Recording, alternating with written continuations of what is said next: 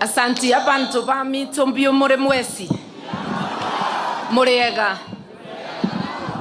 Familia ya Mama Teresia Omoke ikiongozwa na Super Senator Richard Onyonka, viongozi wote na wale mulioko, tuko hapa kusimama na familia ya Mama Teresa.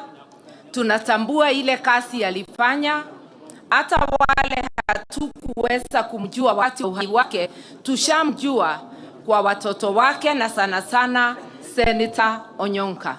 Kwa hivyo sisi tuko na ushahidi alifanya nzuri ya kulea, na amefanya kazi sio ya kwake nyumbani peke yake, hata kazi ya umma. Tuko hapa kushangilia hiyo kazi yake na kusema pole kwa familia. Mimi naomba niwie radhi, nimeomba kuondoka mapema, narudi Nairobi na ndege sababu kesho niko na mashishi ingine mbali, na ndivyo nikaomba hii nafasi. Na nataka kusema, mkituona vile tumekuja kwetu, tunasema unajengewa nyumba na ile miti wewe mwenyewe umekata. Ni kusema Mama Teresa, pia seneta wetu na familia wamefanya kazi inatambulika na watu kutoka tabaka mbalimbali, na ndivyo umeona vile tumekuja.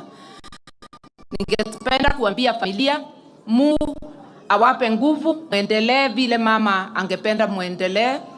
Mungu awape nguvu, muendelee kufanya kazi, na seneta uendelee kuwa sauti ya wanyonge katika nchi yetu.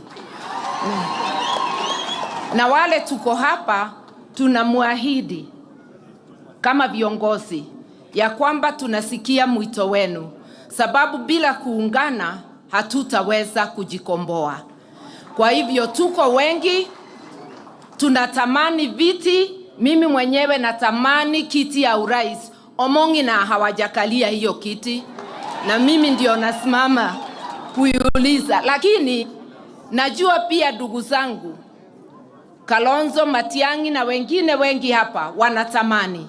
Sisi sote tutajipendekeza kwenu, lakini mwishowe mmoja kati yetu ndio atapeperusha nini? Bendera. Kwa hivyo mjue bado tunafikiria maneno ya nchi yetu. Sitaendelea sana. Iko rafiki yangu amefiwa na ni wa hapa Musocho, hangeweza kuja leo. Aliniambia nikisimama hapa nipeane pole zake.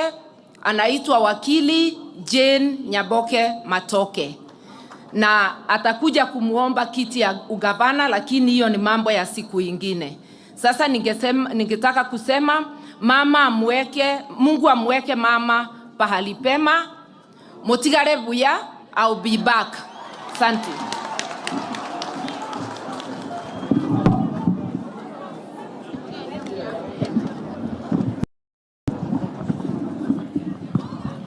Asante sana Mheshimiwa Your Excellency Martha Karua, na asante kwa kuwakilisha